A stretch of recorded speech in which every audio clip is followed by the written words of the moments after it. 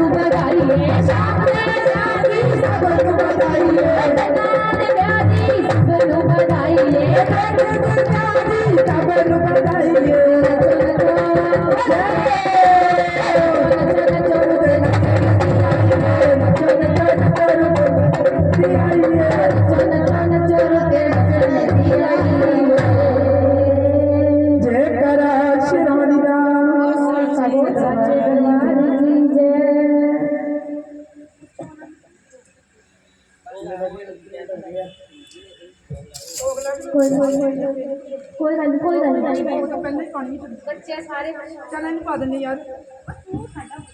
और नहीं तो कोई नहीं मैंने पता सारा कोई ओदे बाद तेरे ब्याह होना ओनु पाया ये छोटे नंबर के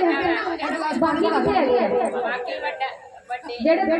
दूसरे नंबर ते तीसरे नंबर वाला ब्याह फड़ के सारे कोई गल नहीं हो जाता है आजकल दे बच्चे है ना जे अपने हिसाब ਨਾਲ ਚੱਲਦੇ ਆ ਮੇਰੇ ਵੀ ਹੈਗੇ ਦੋ आई कैन अंडरस्टैंड बच्चे बस आजकल दे ना कहंदे मां बाप दा मोह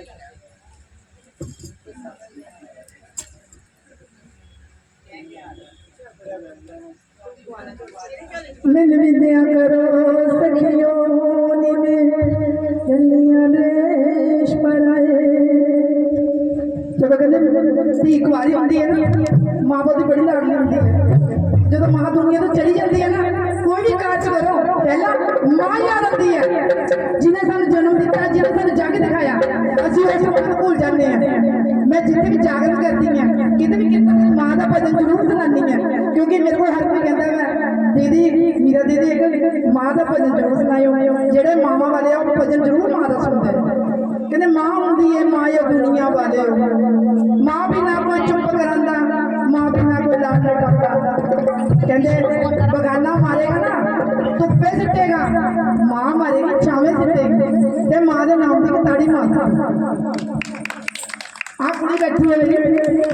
एक प्यार है बहुत प्यारी बच्ची है ये पता नहीं कितनी मुसीबत जो निकली है पता नहीं कितनी लेकिन फिर भी डोली यानी एक